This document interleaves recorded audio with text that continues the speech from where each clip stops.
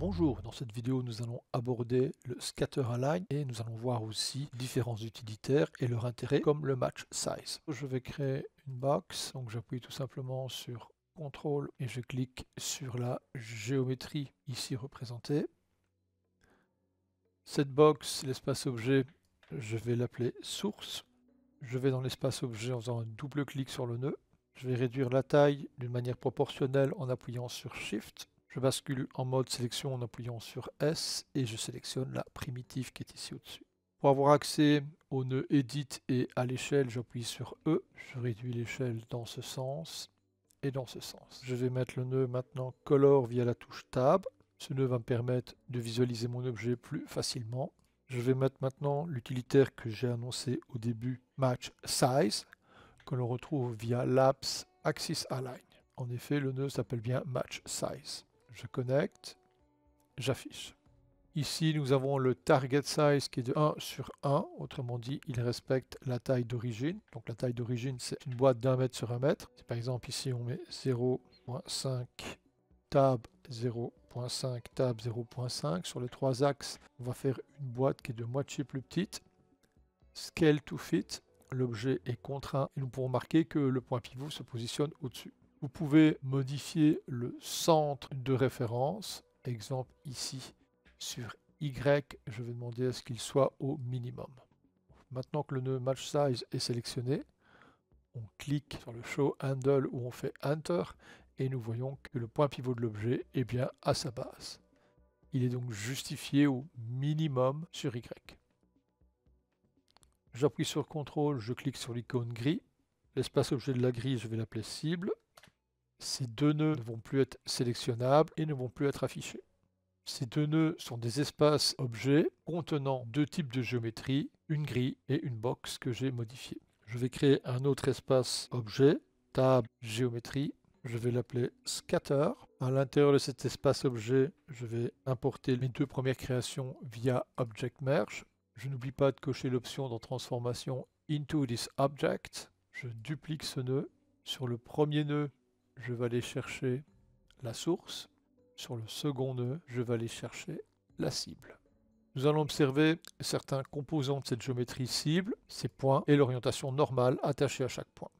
Si nous modifions la structure, on va modifier via un simple mountain, on va augmenter l'amplitude. Vous pouvez remarquer à ce moment-là que les normales ont différentes orientations.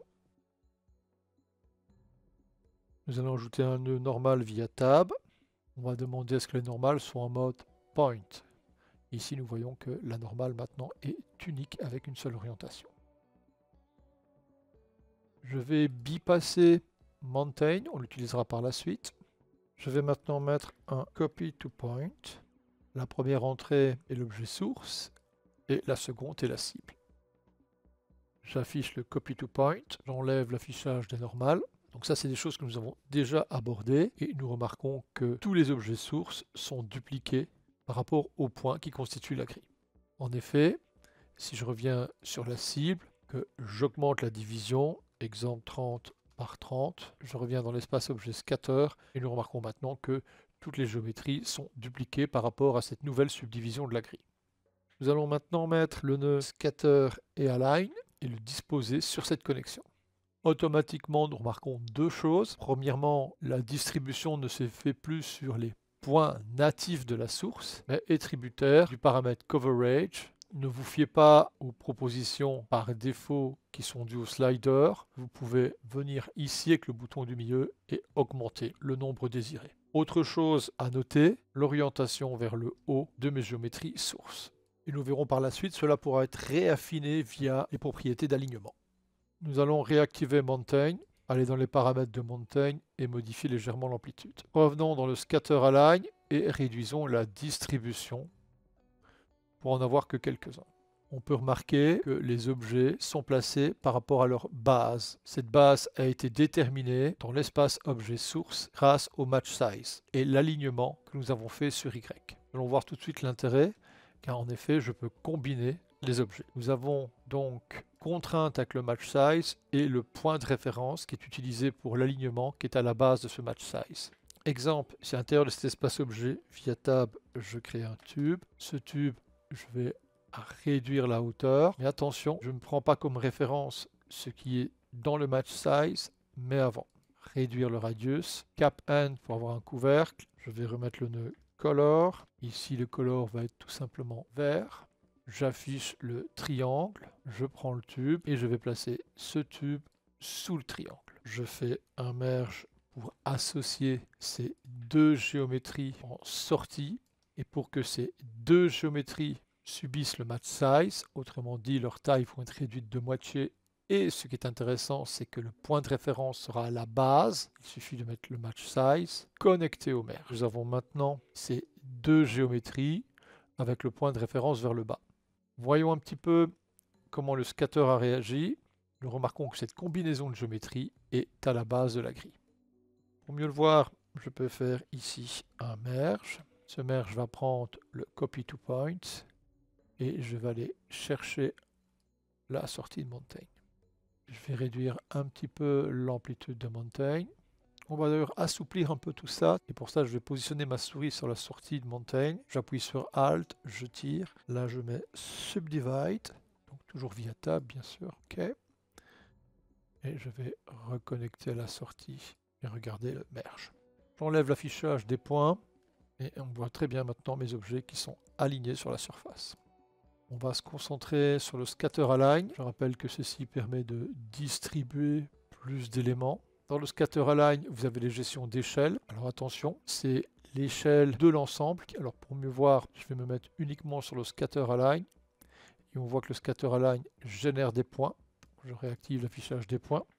Pour mieux voir les points, vous pouvez dans la vue appuyer sur D, Guide, Point Marker Size. Je vais mettre au maximum. Je reviens aux paramètres de Scatter Align, Uniform Scale. Donc on voit que j'agrandis ou je réduis l'échelle de l'ensemble, ce qui permet une plus grande répartition des points, mais qui va influencer aussi la taille des objets. Alors ça, je vais enlever maintenant l'affichage des points et on va voir le résultat avec Merge. Si vous voulez une variable d'échelle, vous avez le minimum et le maximum. On va regarder pour l'instant les menus proposés par défaut. Ici, vous avez une variation angulaire qui va vous permettre de modifier l'orientation de votre géométrie par rapport à son point de référence qui est déterminé avec le match size.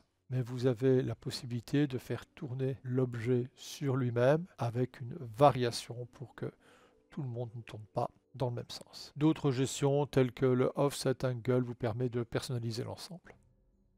Vous avez un outil d'alignement que l'on peut développer qui se trouve dans Orientation, qui va vous permettre de contraindre un alignement par rapport au normal. Les normales sont ici dans ce cas-ci vers Y. Vous pouvez choisir vers X, Z ou en mode Customize avec une variable sur Y, un petit peu sur X et éventuellement un petit peu sur Z.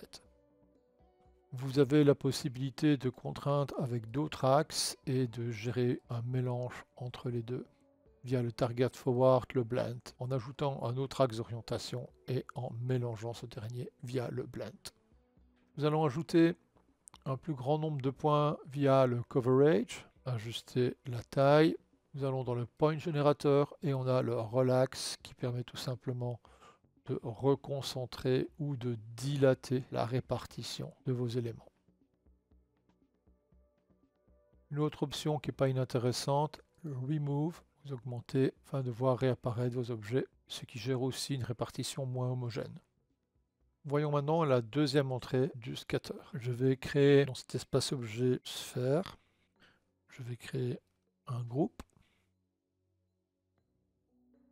Ce groupe est connecté à la sortie du Subdivide. Je connecte la sphère à la deuxième entrée du groupe. J'affiche le groupe.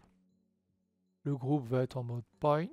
Je vais dans l'option Keep in Bounding Region et je choisis Bounding Object. Nous pouvons marquer que là où est positionnée la sphère, je sélectionne des points. Bilan sur cette sphère, je vais mettre un nœud Transform, ce qui va me permettre de pouvoir la spatialiser plus facilement, voire éventuellement modifier la taille de la sphère. Revoyons maintenant le merge. Scatter Align, je prends la sortie qui est ici et je le connecte au groupe.